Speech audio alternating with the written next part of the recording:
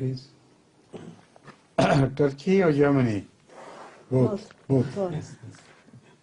This question both from Ankara and Germany. Yes. Same question. They asked that there is a discussion going on nowadays in Turkey. Some people say that being Turks, they should be allowed to say their ezan, namaz, etc. in Turkish and read only the Turkish translation of the Holy Quran. What is Huzur's opinion about that? I think this is absolutely false, because they will read the interpretation of the Quran which the translator himself understood, and it will leave no room for their own personal assessment or judgment. Arabic, but Arabic is the distinct language which offers so many possibilities of different translations as no other language in the world does. So maybe a translator liked personally one possible translation which may not have fitted into the context, and a wrong meaning could be inferred from that. That is what ulama always fight about, and all the mufassirin have this problem to face. If such a man who has put the question, he were familiar with Hazrat Imam Razi, he could never have asked this question, because Hazrat Imam Razi gives so many different possible interpretations by this scholar and that scholar and that scholar and that scholar, that he gives a long list of possible meaning. He does not reject them. He tells us that according to Arabic lugha, these are possible. But different ulama raise objections against each other. Why have you chosen this meaning? Why you have not chosen that meaning? So the controversy spreads and continues. Then Imam Razi, after quoting all of them, himself suggests that I think this would be better. But it would be still Imam Razi, with whom anybody could disagree.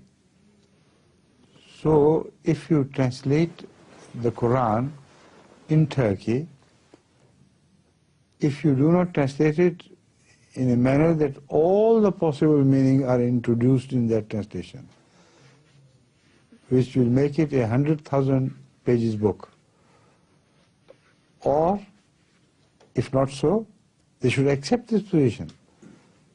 They should have the text along with the translation, and whenever in doubt, many times you read the translation and you doubt that this is not good, you can always refer to the original word in the text and find out dictionaries, and find out with the help of dictionaries, which is called Arabic lexicon, the possible meanings, and then one can satisfy us himself that this should have been the meaning and the translator has made a mistake.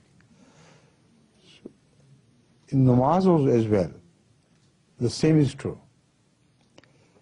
The meaning of namaz, if limited to the understanding of one person, can become so small that it will lose all its meaning, all its purpose. So a Fatiha, for instance, can be understood during the namaz in such a wide way that it covers everything that man needs. Which translator? Who is the translator who can do the translation of namaz of Surah Fatiha alone in a manner that it covers all possible things, and then turn it into a prayer text in Turkish, and let every Turkish person stand up in the prayer and go through all the possible meanings of Surah Fatiha? Is it possible? Then one rakat of namaz perhaps would consume half the day at least, if not full day. So there are stupid people who are doing this. You shouldn't go by their stupidity. One day, such a man was invited to a party where also an Ahmadi was invited who had his own, different views about different things. He was an intelligent person, he was a judge and very well lettered person, but he has his idiosyncrasies. He has his special ideas about things. So people used to laugh at him, if not in front of him, at least at the back of him. Once in a party, that party was attended both by this gentleman and the other non-Ahmadi gentleman who had this craze that namaz should be translated into the Punjabi language and we should be able to say the namaz in the Punjabi, we understand. Arabic most of us don't understand. So instead of translating it all the time, have it in the Punjabi and do it. And he had put this possibility before every great scholar of Pakistan. And he was a senior CSP officer. So they were a bit overawed by him. And none of them could satisfy him. So he used to brag about it. Look here, I have a question. Is there anyone who can satisfy me? So somebody had a great idea during that session, that feast. He said, yes, here is a man. Perhaps he could satisfy you. So you go out, both of you, and having settled the issue, return to us. They thought they would take a long time trying to settle the issue, and by the time they finish, the feast will be finished. But within a few minutes they returned. And Masood is his name, who was a CSP officer. He said, yes, I lay my arms down. This man has won.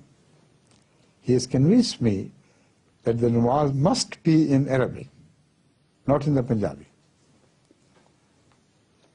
Must be in the Arabic which you do not understand. Imagine. He said, how did he convince you of this stupid thing? He said, no, it's a very wise thing.